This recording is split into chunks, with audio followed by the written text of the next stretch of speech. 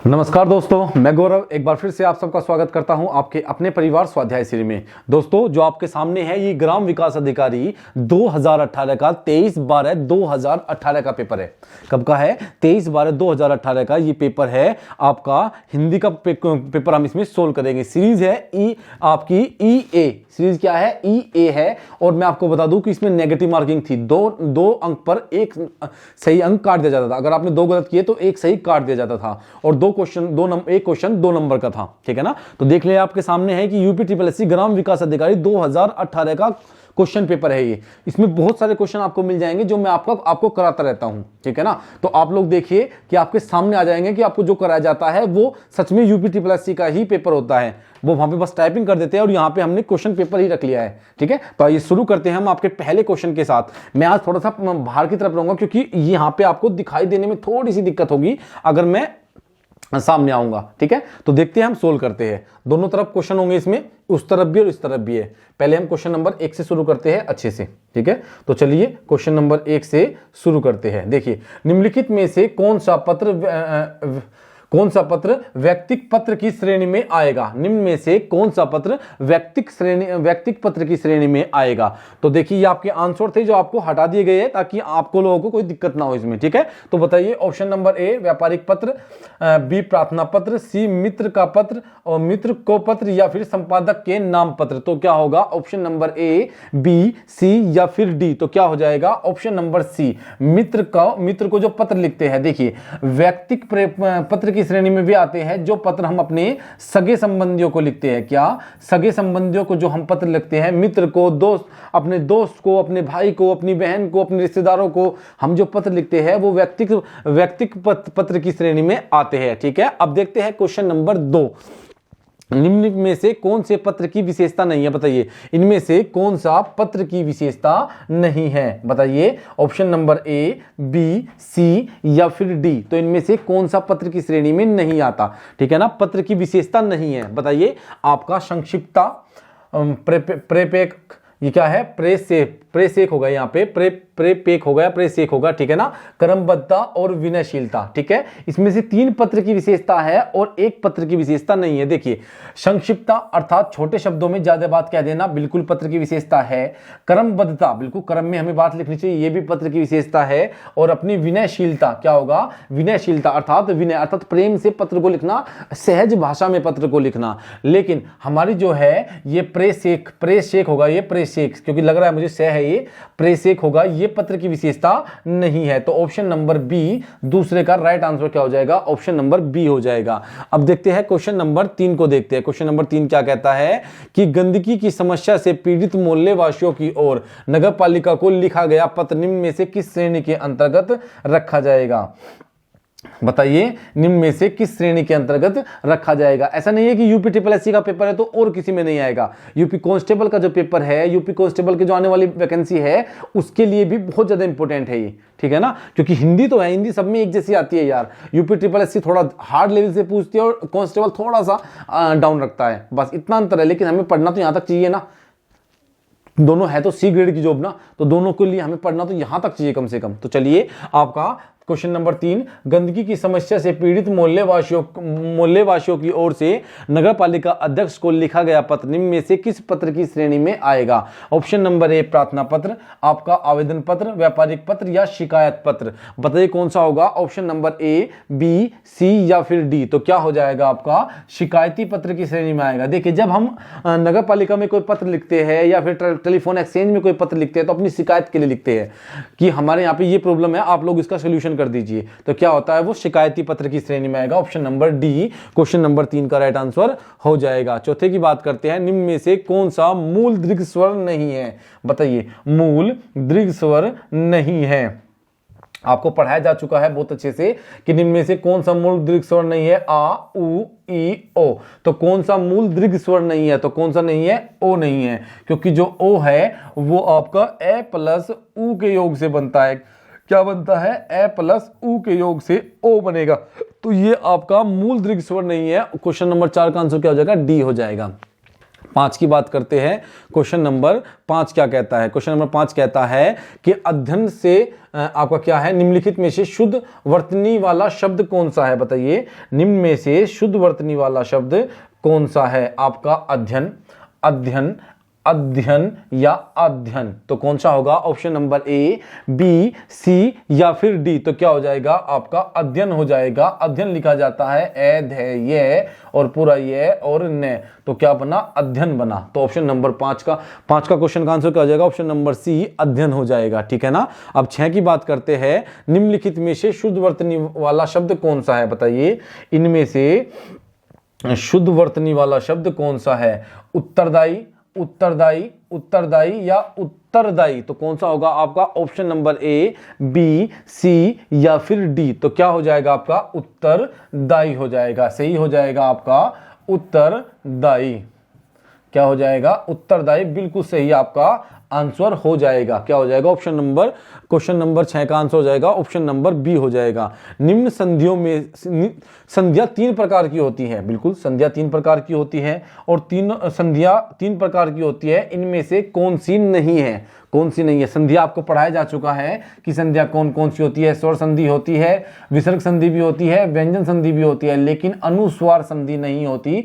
Option number D 7 का right answer हो जाएगा। 8वें की बात कर लेते हैं कि निम्नलिखित में से कौन सा व्यंजन संधि का उदाहरण नहीं है? किसका? व्यंजन संधि का उदाहरण नहीं है। निम्न में से कौन सा व्यंजन संधि का एक उदाहरण नहीं है? जगदम्बा, विद्यालय, संतोष या अहंकार, बताइए कौन सा नहीं है? देखिए, जगदम्बा ये टूटेगा आपका जग प्लस अंबा में। क्या टूटेगा? जगत। जब तय होगा यहाँ पे जगत प्लस अंबा में टूटेगा। तय के साथ क्या आ जाएगा? आपका ए आ जाएगा, तो तय दे में बदल जाएगा। ठीक है, ये आपका अंग है। ये क्या होगा आपका? मैं का क्या हो गया? अंग हो गया। यहाँ पे भी क्या था? सम प्लस तोष में टूटेगा, वो अहम प्लस कार में टूटेगा। ठीक है, ये दोनों क्या है? ये तीनों के तीनों आपके क्या है? ये तीनों के तीनों आपके व्यंजन संधि है। लेकिन विद्या प्लस आल्य में टूटेगा। ये कहीं भी टूटेगा, ये टूटेगा आपका विद्या प्लस आल्य में। विद्या प्लस आल्य, ए आ प्लस आ क्या बनेगा? आ बनेगा। अर्थात क्या है? ये दीर्घ स्वर संधि है। क्या है? ये एक स्वर संधि का एग्जाम्पल हो जाएगा। 8 का राइट आंसर क्या हो जाएगा? बी हो जाएगा। 8 का राइट आंसर क्या हो जाएगा? बी हो जाएगा। ठीक है ना। क्या हो जाएगा? बी हो जाएगा। अब बात करते हैं क्वेश्चन नंबर 9 की। देशभक्ति में कौन सा समास है? बताइए, देशभक्ति में कौन सा समास है? आपका ऑप्शन नंबर ए, अवयवी भाव, द्वंद्व, तत्पुरुष या फिर आपका बहुब्रीहि। तो कौन सा हो जाएगा? देशभक्ति में समास कौन सा हो जाएगा? देशभक्ति में समास हो जाएगा, देशभक्ति में हो जाएगा आपका तत्पुरुष समास। कौन सा? तत्पुरुष समास। कैसे? देश के लिए भक्ति। क्या हो जाएगा? देशभक्ति अर्थात देश के लिए भक्ति। देश के लिए भक्ति क्या हो जाएगा? देश के लिए भक्ति क्या हो जाएगा? देशभक्ति हो जाएगा। क्या हो जाएगा? ऑप्शन नंबर बी तत्पुरुष समास का एग्जाम्पल हो जाएगा। अब बात करते हैं क्वेश्चन नंबर 10 की। 10वां क्वेश्चन क्या कहता है? देखिए, 10वां क्वेश्चन कहता है कि पंचवटी में कौन सा समास है? अब बताइए, पंचवटी में कौन सा समास है? पंचवटी में आपका बहुब्रीहि है, द्वंद्व है, तत्पुरुष है या फिर आपका द्विगु समास है। तो बताइए पंचवटी में कौन सा समास होगा? देखिए, पंचवटी में बहुब्रीहि समास भी मानते हैं, पंचवटी में बहुब्रीहि समास भी माना जाता है, लेकिन एग्जामिनर ने जो आंसर दिया था वो दिया है आपका द्विगु समास। और यहाँ पे इसका आंसर लिखा हुआ है। क्या लिखा हुआ है? ये 2 आंसर आपको दिखाई दे रहे होंगे। ठीक है, मैं इसका आंसर भी आपके लिए रब कर देता हूँ। ठीक है, अब देखिए ये क्या होगा? ऑप्शन नंबर सी, इसका आंसर सामने ही आपके ऑप्शन नंबर सी हो जाएगा, द्विगु समास हो जाएगा। अब देखिए, अधिकारी में उपसर्ग कौन सा है? आंसर था लेकिन मैंने रिपीट हो दिया है।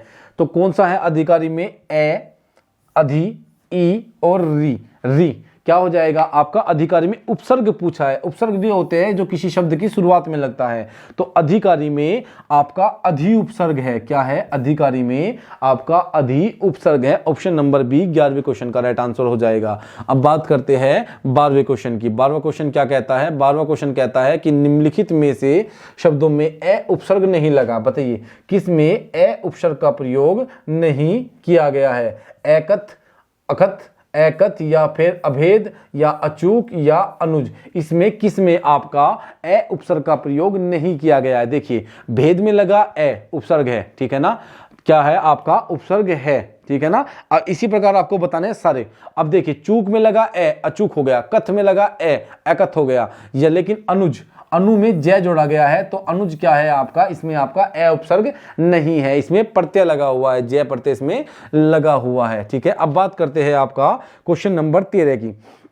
क्वेश्चन नंबर 13 क्या कहता है, निम्न में से किस शब्द में ना प्रत्यय नहीं लगा, बताइए इनमें से किस शब्द में ना प्रत्यय नहीं लगा हुआ है। मुझे पर्दे से बाहर जाना पड़ रहा है, अगर मैं यहाँ पे आता हूं तो क्या होगा, ये दिखाई नहीं देगा आपको, इसलिए थोड़ी दिक्कत हो रही है।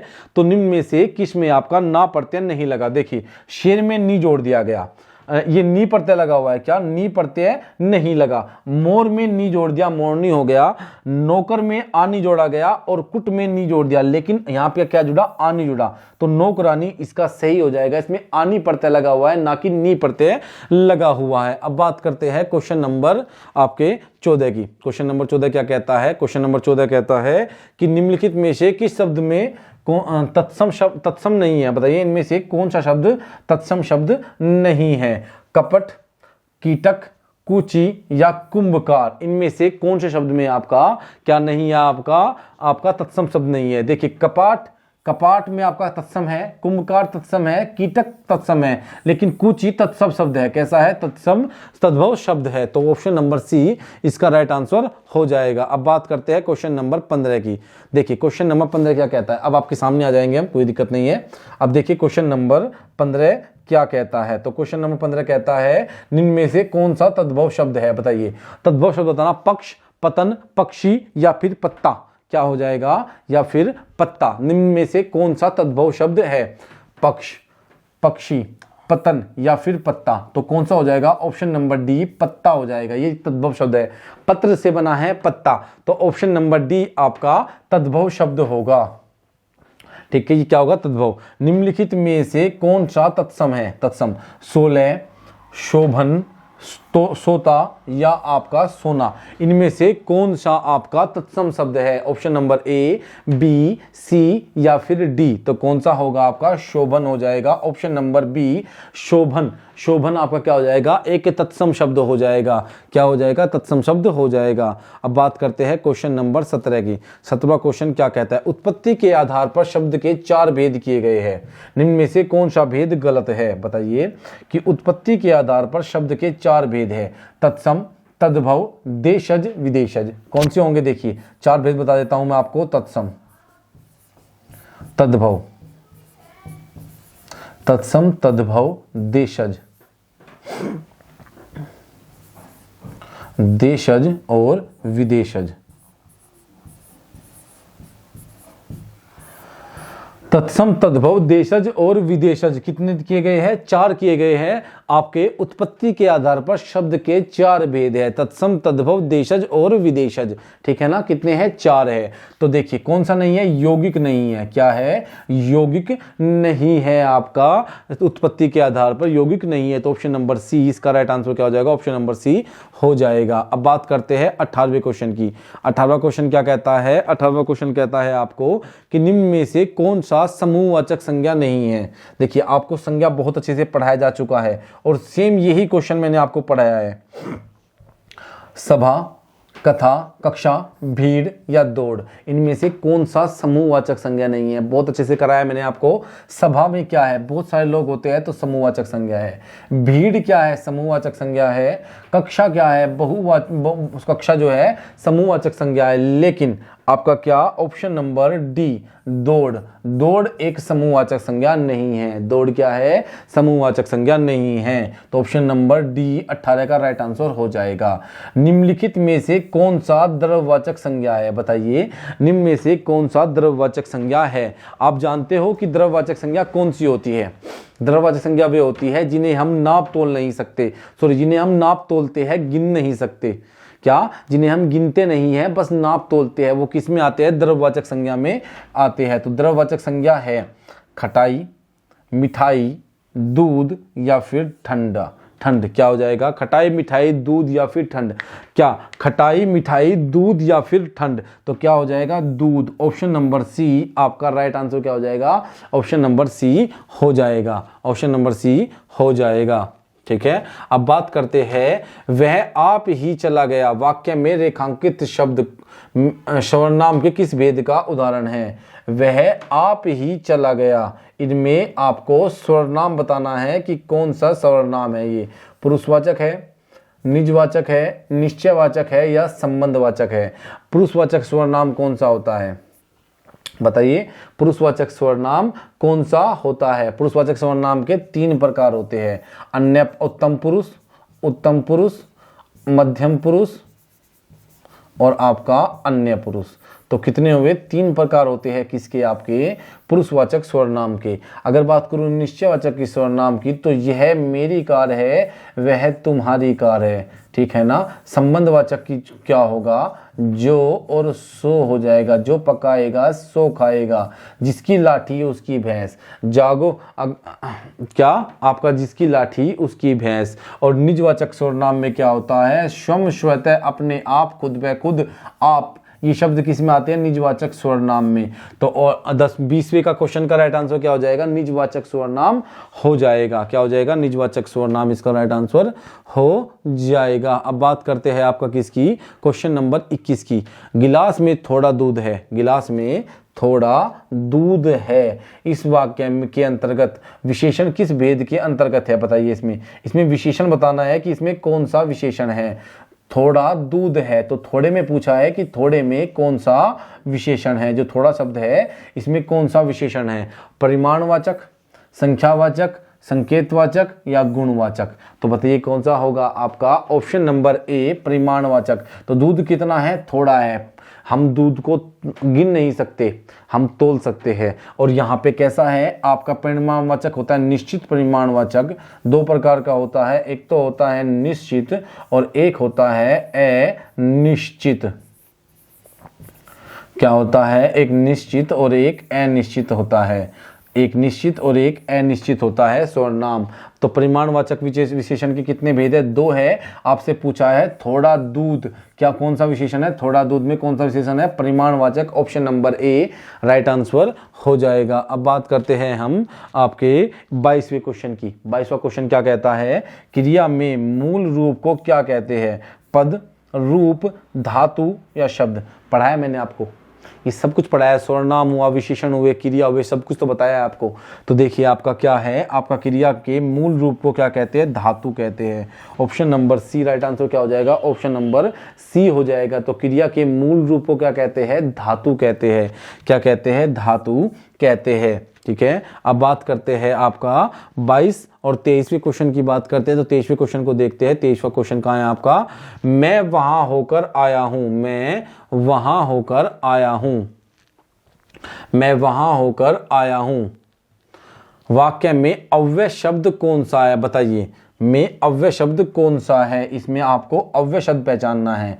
आपकी जो काल के बाद खत्म होगी क्लास, वो क्या होगी? अव्यय होगा। क्या होगा? अव्यय। कल सुबह में क्लास में अव्यय काल खत्म हो जाएगा और अव्यय शुरू हो जाएगा, ठीक है ना। तो अव्यय की बात करते हैं तो वे शब्द जो लिंग, वचन और काल के अनुसार परिवर्तित नहीं होते, उन्हें क्या कहते हैं? उन्हें अव्यय कहते हैं। तो मैं वहां होकर आया हूं में कौन सा अव्यय है? मैं होकर वहां हूं। तो इसमें बताइए आपका मैं तो क्या है? सर्वनाम, और होकर और हूं क्या है? सहायक क्रिया। लेकिन वहां क्या है? स्थानवाचक। क्या होगा आपका?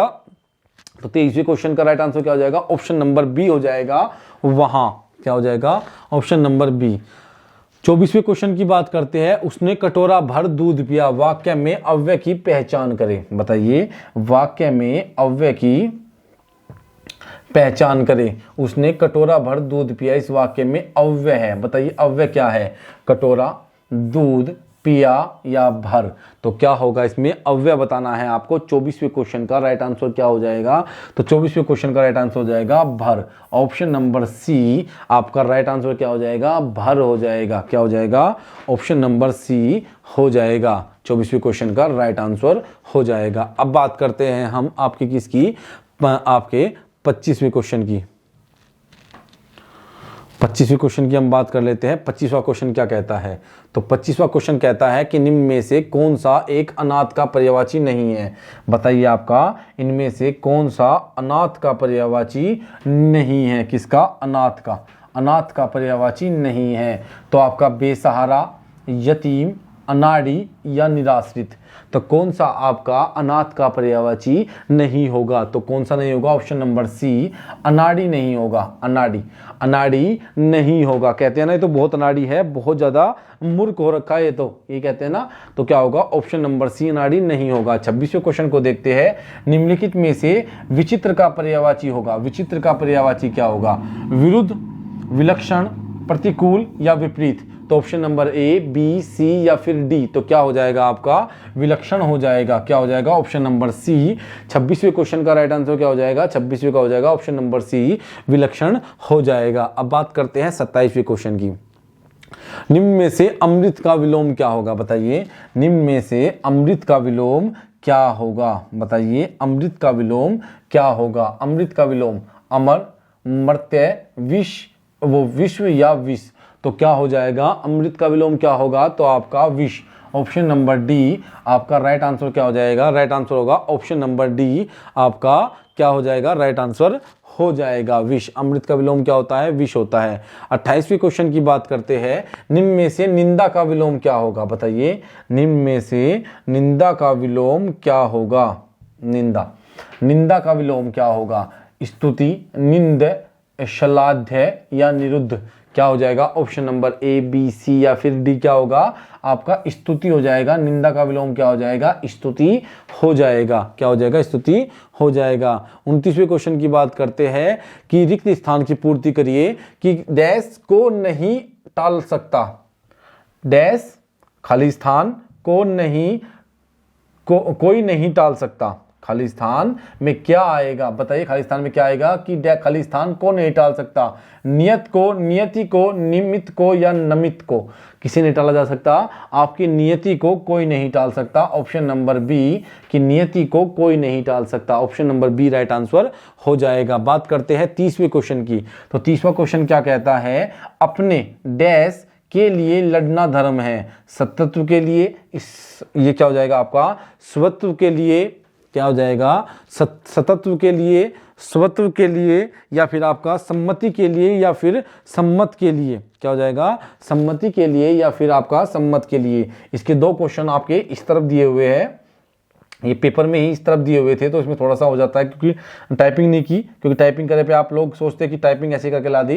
ठीक है, अपने डैश के लिए लड़ना धर्म है। ऑप्शन नंबर ए सतत्व, बी सतत्व, स्वत्व या सम्मति या फिर सम्मत। तो क्या हो जाएगा? 30वें का राइट आंसर क्या हो जाएगा?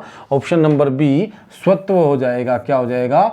स्वत्व हो जाएगा। ऑप्शन नंबर बी का राइट आंसर क्या हो जाएगा? स्वत्व हो जाएगा। ठीक है दोस्तों, क्या है आपका? स्वत्व हो जाएगा। ठीक है, अब बात करते हैं आपकी 34वें क्वेश्चन की, 31वें क्वेश्चन की, सॉरी।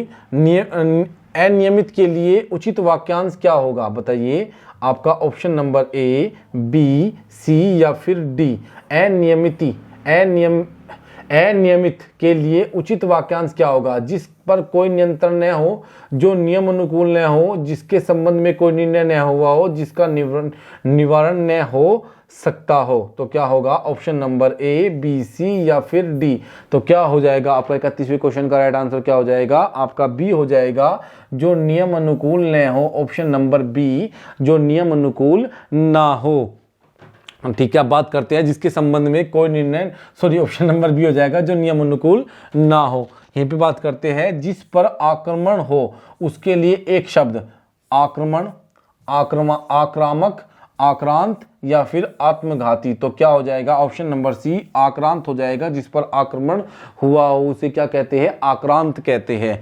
तो 32वें का राइट आंसर क्या हो जाएगा? आक्रांत, सी हो जाएगा। गुड़ गोबर कर देना, गुड़ गोबर कर देना, इसका अर्थ क्या होगा? बताइए, गुड़ गोबर कर देना, कोई बखेड़ा खड़ा करना, गायब कर देना, बिना बयान काम बिगाड़ना, अपनी हानि करके मौज उड़ाना। क्या होगा आपका? अपनी हानि करके मौज उड़ाना। ऑप्शन नंबर ए, बी, सी या फिर डी।